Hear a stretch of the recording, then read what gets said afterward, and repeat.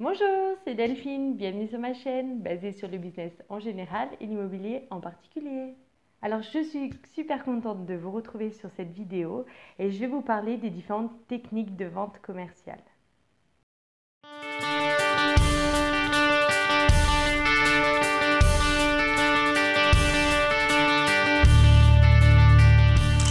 La première chose à faire, c'est d'être à l'écoute de son prospect. Alors ça peut paraître évident, mais quand je parle d'une écoute, je parle vraiment d'une écoute active. Vos futurs clients sont un subtil mélange de plusieurs traits de caractère plus ou moins marqués. Donc il faut apprendre à les identifier, ces traits de caractère, et on peut le faire qu'avec une écoute active. Et bien sûr en leur posant les bonnes questions.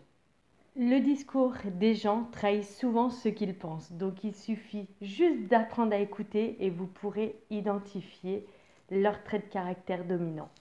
Pour vous donner un exemple, si un prospect vous dit « Mon beau-frère a une maison de 100 mètres carrés, moi je veux plus grand », eh bien là, vous pourrez identifier l'orgueil et donc adapter votre discours à ce trait-là.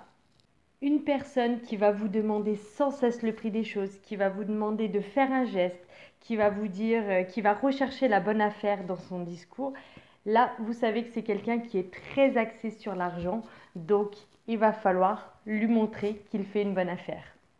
En pratiquant l'écoute active, vous allez vraiment pouvoir adapter votre discours aux attentes du client et appuyer sur ce qui est important pour lui. Un autre conseil qui peut paraître évident, mais il faut être dispo pour ses clients. Alors bien sûr dans la mesure du possible et dans la limite du raisonnable, hein, évidemment. On rappelle toujours un client, c'est vraiment très important, car s'il n'a pas encore signé déjà, ça va lui montrer votre professionnalisme et donc peut-être provoquer la vente. Et si cette personne a déjà signé, ça va vous permettre vraiment de fiabiliser votre vente. Alors, je sais que des fois, ça pue un peu et qu'on n'a vraiment pas envie de le rappeler parce qu'on sait que ça va soit annuler ou quoi. Mais je vous assure que dans la moitié des cas, lorsque vous rappelez un client qui veut annuler, rien que le fait de le rappeler, vous arrivez à éviter l'annulation de votre vente. N'oubliez pas qu'un client mécontent vous fera toujours plus de pub qu'un client content. À titre personnel, je peux vous assurer que j'ai évité pas mal d'annulations de contrats en juste rappelant les clients et en passant 20 minutes, 30 minutes au téléphone avec eux pour vraiment fiabiliser la vente. Vous savez, quand vous signez un contrat, souvent les gens se retrouvent au bout d'un certain temps dans le doute en fait. Ils commencent à en parler autour d'eux, etc.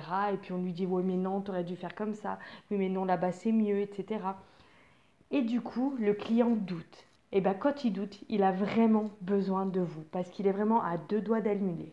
Et c'est là que vous fiabilisez votre vente. Je sais aussi que c'est pas forcément évident des fois de rappeler des gens qui vont être mécontents, mais comme je vous l'ai dit, un client mécontent vous fera toujours plus de pub qu'un client content. Donc malgré tout, on le rappelle et on essaye de trouver des solutions. Alors, autre chose que je vous conseille, c'est de connaître votre argumentaire par cœur. Comme une poésie tout simplement. Alors, je vous ai dit effectivement d'adapter votre argumentaire aux traits de caractère de vos clients, hein, donc c'est sûr, il faut vraiment le faire, mais votre canevas doit être vraiment figé et vous devez toujours répéter la même chose.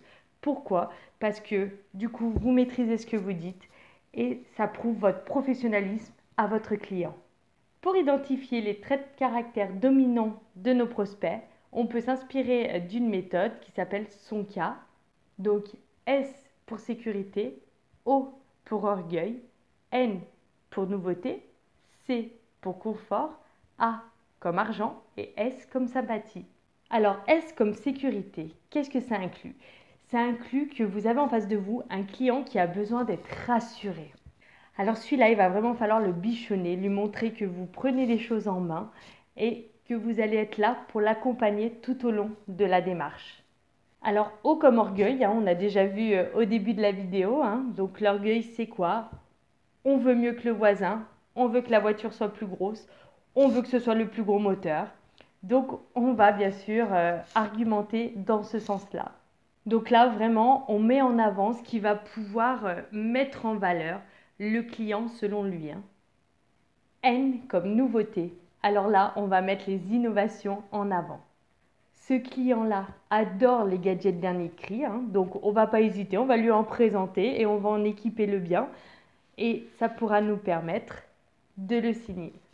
C'est comme confort. Alors ce prospect-là va vraiment chercher le bien-être pour lui et sa famille. Il va vraiment chercher à se faciliter la vie. Par exemple, à avoir l'école accessible à pied ou encore un secteur calme où il fait bon vivre en famille. Donc là, c'est pareil, hein, on adapte ses visites, on adapte son produit au client. Alors, A comme argent. Alors là, il va falloir appuyer sur les promos du mois et sur le fait que le client fait une bonne affaire. Il va falloir habilement lui faire une petite ristourne. Ce client-là insiste beaucoup sur ce qu'il va devoir payer et combien ça coûte. Donc, il faut être vraiment très clair, net et précis avec lui. S comme sympathie. Alors, à mon sens, ce n'est pas forcément un trait de caractère qui va faire signer le client ou non.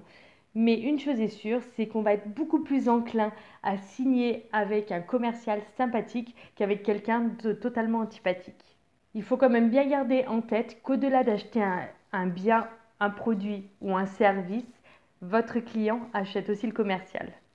Alors attention, hein, par contre j'insiste, on est sympa avec ses clients, par contre on n'a pas élevé les cochons ensemble. Hein. À mon sens, on n'embrasse pas un client, on ne boit pas l'apéro avec lui et on ne le tutoie pas.